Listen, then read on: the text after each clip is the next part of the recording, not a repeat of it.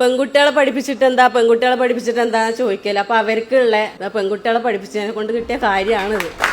വളരെ സന്തോഷം. അതായത് റാൻസിൽ എനിക്ക് വന്ന് അവർ രണ്ടാളും ഇവിടെ ഇല്ല. ഞാൻ വരുമ്പോ നിയാസും റിയായിരുന്നു ഉണ്ടായിരുന്നത്. 8 മാസമായ മോനുണ്ട്. സിയമ്മ എനിക്ക് പഠിക്കണം. അപ്പൊ അവര് ഫുൾ സപ്പോർട്ട്. അതിനെന്താ കുട്ടിയുള്ളതിനൊന്നും ടെൻഷൻ ആവൊന്നും വേണ്ട, പഠിക്കണം എന്നുള്ളൊരു ആഗ്രഹം ഉണ്ടായാൽ മതി പഠിക്കാന്ന് പറഞ്ഞവര്. മോനെ നോക്കിയത് എന്റെ ഉമ്മയാണ്. ഉമ്മ ഞാൻ ഇല്ലെങ്കിലും ഓനെ അത്രയും നല്ലോണം നോക്കിയോണ്ടാണ് നിങ്ങളുടെ മുന്നിൽ സിയമ്മ മൂസിനായിട്ട് നിൽക്കാൻ പറ്റിയത്.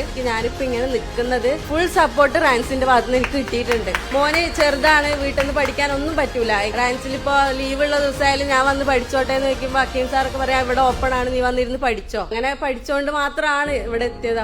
ഇവിടെ ഈ നിലയിൽ എത്താൻ വന്നതിന് എന്റെ പങ്ക് വഹിച്ച പോലെ തന്നെ ഒരു നിലയിൽ ഇവരും അവരോളെ സഹായിച്ചിട്ടുണ്ട് എന്നുള്ളതിൽ അതിലും എനിക്ക് നല്ലൊരു ഇതുണ്ട്. അപ്പൊ എന്താ നിങ്ങളോട് പറയേണ്ടത് എന്താന്ന് വെച്ചാൽ പഠിക്കുക. അതായത് നമ്മളെ ഭാഗത്തുനിന്ന് എഫേർട്ട് ഇടുക. ഇവരെ ഭാഗത്തുനിന്ന് നമുക്ക് ഇത്രത്തോളം സപ്പോർട്ട് കിട്ടുന്നുണ്ട്. അപ്പൊ അതിന് നമ്മൾ കുറച്ചെങ്കിലും തിരിച്ചു കൊടുത്താല് അതിനുള്ള റിസൾട്ട് നമുക്ക് തന്നെ ഉണ്ടാവുക.